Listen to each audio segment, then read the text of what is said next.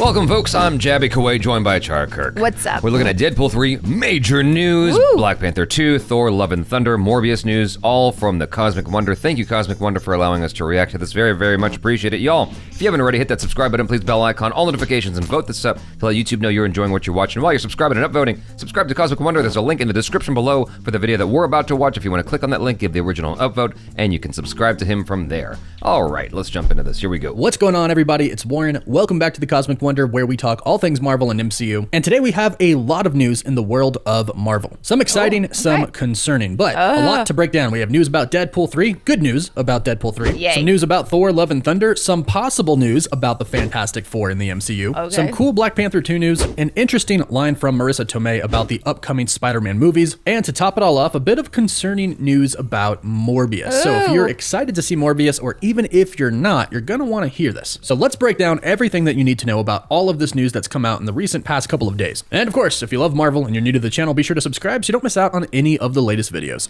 So let's go ahead and start with Deadpool 3 because this is really cool news, really exciting news, and it honestly could be a very important point for Marvel Studios in this time. If you haven't noticed, Ryan Reynolds is kind of on fire right now, and he's kind of been on fire for the past few years. Well, for a pretty long time, and now it looks like he's about to take it one step further. As it's been announced and reported by an article with Forbes magazine about Ryan Reynolds and his companies, Maximum Effort and Mountain, it's been reported that Maximum Effort is going to co-produce Deadpool 3 with Marvel Studios. This is pretty big because we've only seen this before with Spider-Man, specifically, of course, Tom Holland's Spider-Man. Now, before everybody gets kind of concerned here about this arrangement, let me explain why it's actually a very good thing and kind of nothing like what's happened with Spider-Man. With Spider-Man, Sony had a lot of the power because they're the ones who own the rights to the character. So even though it was a partnership with Marvel Studios, Sony basically had the ability at any point in time to pull the character from the MCU and give Marvel Studios no right to use it at all. I'm sure everybody remembers a couple years back, the heart attack that Sony and Marvel Studios gave us when we didn't know if Spider-Man was going to be staying in the MCU or not because Sony and Marvel could not work out a deal. This is nothing like that, and there's no possibility of that happening because Marvel Studios owns the rights to Deadpool. But Maximum Effort is Ryan Reynolds' company, and it's actually fantastic that they are co-producing it because that means Ryan Reynolds is going to be even more hands-on with Deadpool than he's ever been before in the history of the franchise, which probably means this is going to be the best Deadpool film yet, especially if you actually consider the updates that we've gotten for Deadpool 3. It's been announced that director Shawn Levy is going to be directing Deadpool 3, and he just recently got done directing Free Guy, which of course starred Ryan Reynolds as well, and The Atom Project that is now out on Netflix, which is also a pretty fantastic movie. This is also good news on the rated R front. Now that Maximum Effort is co-producing the movie, I have no doubt that this movie is going to be rated R. Also, Ryan Reynolds himself is helping write the script. And Ryan Reynolds had stated before that he actually wants to be more hands-on with Deadpool with the future movies. And it looks like that is exactly what Marvel Studios is letting him do, which is absolutely fantastic. Kevin Feige truly does know what is best for movies. That director, the two movies he mentioned, Free Guy and Atom Project, are both PG. I mean, I don't know what Atom Project's rating is, but I would imagine it's PG or PG-13. And Free Guy was PG-13. Right, but it's also Ryan Reynolds, and especially with a lot of the older Ryan Reynolds stuff, it does tend to be more R-rated. Sure. And so I feel like maybe what Warren is saying here is that since Ryan Reynolds is going to be so much more heavily involved and heavily invested in this project, he's going to want it to be more like adult-natured. Yeah, like because that's more his style. I always assumed that's what was going to happen with Deadpool 3. You're going to risk cutting out a lot of audience if you go PG-13, but maybe at the same time the trade-off is you gain a lot of audience. But the talk has been for a while that there's going to be this subsection of Marvel and Disney that's going to be more geared towards grown-ups. I mean, you saw it with Daredevil. They have the, now it's for the mature audience. You can actually watch Daredevil on Disney Plus now. That's a big deal. That's a step forward in this direction. So I would imagine that it's going to be rated R. I'm also optimistic because Ryan Reynolds is more involved in this. I'm also just kind of cautiously optimistic in a way. He says he wants to write and stuff like that. And so I'm just hoping his writing is as good as his acting. Do you know what I mean? All those witty remarks that Deadpool makes in general, I feel like a lot of that was probably improvised.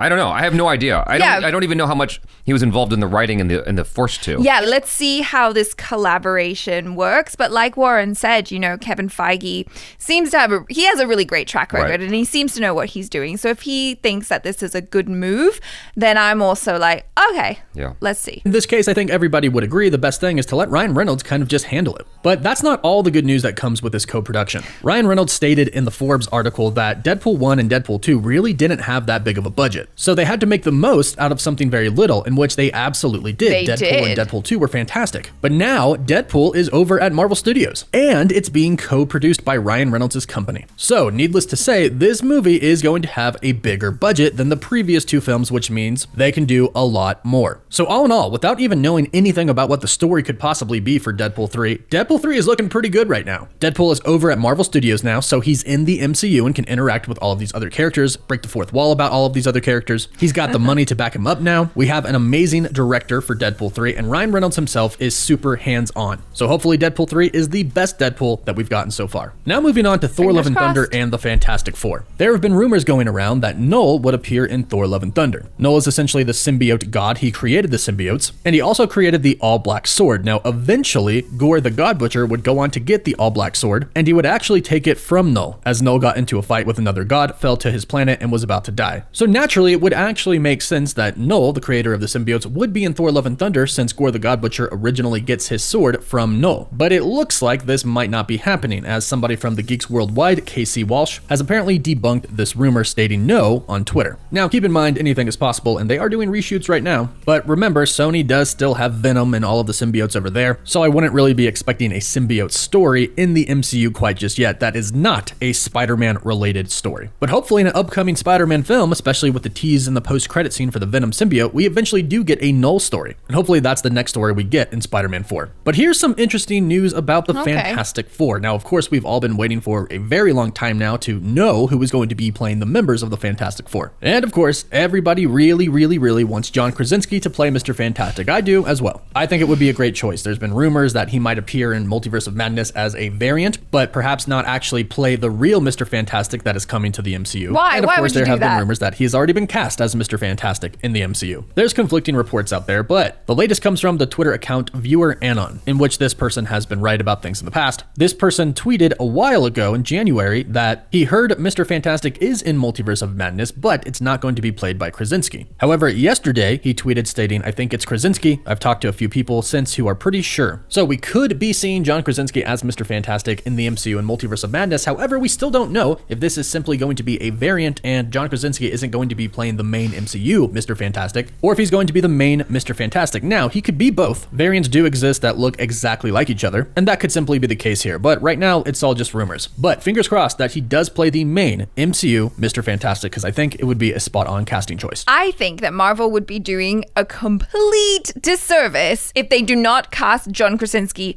and keep him. Like, if they just cast him as a variant and then we're like, haha, psych! So, fans, you got to see John Krasinski as, Mr. Fantastic. That's his name, right? Yes. Yeah, I was like Mr. Incredible for a second, and then was like, oh no, that's the wrong franchise. I think it would be really awful if they were like, hey, psych, just kidding, we cast someone else. And then maybe we could have Emily Blunt as his wife, playing the invisible woman. In the mock-up posters that we saw there, Yeah. but those were fan posters. I know they're fan posters, but you know what? That's what we want. The case you're making is that if they cast him for Doctor Strange, then he should just be Mr. Incredible. Now you got me saying that. Mr. Fantastic and the rest of it. Yeah. But that's only if they've already cast him as Reed Richards in Doctor Strange. Yes. You don't actually have a dog in the fight of it being him. According to Warren, indications would appear to say, or indications would indicate. According to Warren, it seems like they have cast him. I don't see him in the IMDb. Based on the comic book images that we saw that Warren was showing us, he would be a good pick in terms of just like the look from those images. But I'm sure there are plenty of good actors who could do it justice. Yeah, and so of course, I don't have but a dog in that fight. Like, oh, it's got to be him, whether it's him or someone else, as long as they do a fantastic job at telling an entertaining story. A fantastic job, Yeah, that's why I chose that. So Okay. I have no dog in that fight, is all I'm trying to say. It'd be interesting. That's an interesting direction to go. But like, I'm not like married to it, is all I'm trying to say. Now we have some interesting news about Black Panther 2. Angela Basett today was on the Ellen DeGeneres show, and she briefly talked about Black Panther 2. Now, of course, Angela plays Ramonda, Queen Ramonda, and mother of T'Challa, Black Panther. Of course, everybody has been wondering what the story is going to be for Black Panther 2, especially since they stated they are not going to recast T'Challa/Black Panther. So people are kind of concerned and are wondering what the story is going to be, but here's what she said on the show. She said that the sequel is going to be even bigger than the first one, and she called Ryan Coogler, the director of the first one and the second one, the perfect leader. She said, and I quote, "It's going going to be amazing. It's going to top the first one. Can I say that? So right here, Wow. Angela Basett stated that Big Black Panther words. 2 is going to be better than Black Panther 1, which is very interesting considering that we might not actually have a Black Panther throughout the entire film. Keep in mind, Kevin Feige said they're not recasting T'Challa. He didn't say that there's not going to be another Black Panther. That's there are true. several people that the Black Panther title could fall to, such Right. as Shuri, M'Baku. Heck, they could even bring in a variant of Black Panther himself or Killmonger. So we could get a Right. new Black Panther, Yeah. just not a new T'Challa. Now, some of the story for Black Panther 2 is that Namor the Submariner and Atlantis are going to be in the film and be a pretty decent plot point. And rumors had it for a while that actor Tenoch Huerta is going to be playing Namor. And what's very interesting is that right now, he is currently filming in Puerto Rico where Black Panther Wakanda Forever is shooting. So it does Oh, seem like we sus. have our Namor in Tenoch Huerta. Obviously, someone else is going to inherit the title. Right. You can't have a movie called Black Panther and not have anyone Black Panther show up in the movie, right? Oh, can you not? It would just be called Wakanda Forever then. I do wonder if any footage has already been shot with T'Challa that they have to use and just sort of smooth out somehow, like, or if they're gonna have to pull any like Paul Walker kind of stuff they did for Fast and Furious 7, Right, in yeah. order to like smooth this into a transition. This is all conjecture, but I feel confident that like Marvel would just assign that title to someone else, and we would all be understanding of this transition, or however clunky it might be, to make it work, because we lost a damn good actor. And a beloved character. A beloved character, as well. exactly. Yeah, it's hard to think of anyone else playing T'Challa. I have no idea how they're going to pull it off, but she's saying it's going to be even bigger. I know. That just makes sense, though, that you go bigger than the first one, because that's often what happens. It's just really, really big words, to come out and be like, this is going to be even bigger. And you're like, well, for me, Black Panther is one of my favorite MCU movies. And so I'm already like, what? How? I just want to make sure that it still has the heart intact, because I think that was what was so amazing about the first one, and the story was so good. Like, I don't care as much about spectacle. I feel like they did a great job with the first Black Panther, but I can see how it could easily scale up from there. Sure. Because like the story felt, very well confined in what it was doing. Like, you had a battle and everything like that, but like it didn't feel as huge as like Endgame or something like Yeah. that. Like, you can always go bigger. You can always go bigger.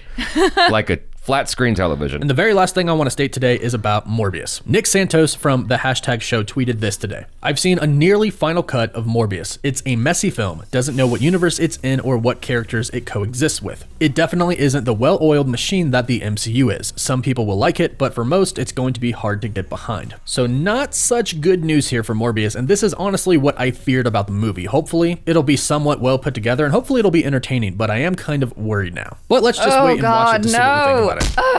No. Although, honestly, like Warren said, I'm not really that surprised to hear that review of the film. There is still a little bit of time until April 1st, but like really, if you're scrambling to edit a full-blown Hollywood film right up to the wire, then there's definitely issues. The Venom movies, they're not, super, they're not as Well refined. as MCU films, but were they a heck of a lot of fun to watch? Yes. It was still really fun to watch. And so I'm like, okay, well, if Morbius is maybe a little bit of a shit show, so long as it's an entertaining one, I'm okay. In seeing the trailers for Morbius, it's been interesting, but I've been very honest. I don't know who this guy is. I have no connection to this character growing up. I don't know much about him. And when I watch the trailers, I'm like, okay, well, a lot of this excitement that's drummed up in the trailer feels very cookie cutter to me. Like, this is the position where you do this moment, this is the position where you do this moment in the trailer, and then you have this climactic moment in the trailer. It all feels like what you're supposed to do in these trailers, like a paint by numbers. It doesn't feel like fresh. With Morbius, it's like, okay, I see what's happening, more characters, cool, but, and Jared Leto, yeah, but like there's nothing about it that made me go, oh my god, flipping the tables, I'm gonna go out and watch this. You're still gonna go out and watch it. I am going to see it, but I'm not going into it with like this fervent enthusiasm that I had for Doctor Strange. Which is probably a good thing, because I feel like if you go in with a lower bar, lower expectation, you might be pleasantly surprised. The review that Warren just communicated, I'm like, that's about what I was expecting, though. I was expecting that kind of feeling as a result. Now, that helps me to go into this with even lower expectations than I already had, which means I might come out enjoying it. Yeah. So who knows? Do subscribe if you haven't already. Hit the bell icon, please, all notifications, and vote this up to let YouTube know you're enjoying what you're watching. Thanks for hanging out. I'm Jabby Kuwait. This is Achara Cook. Peace out.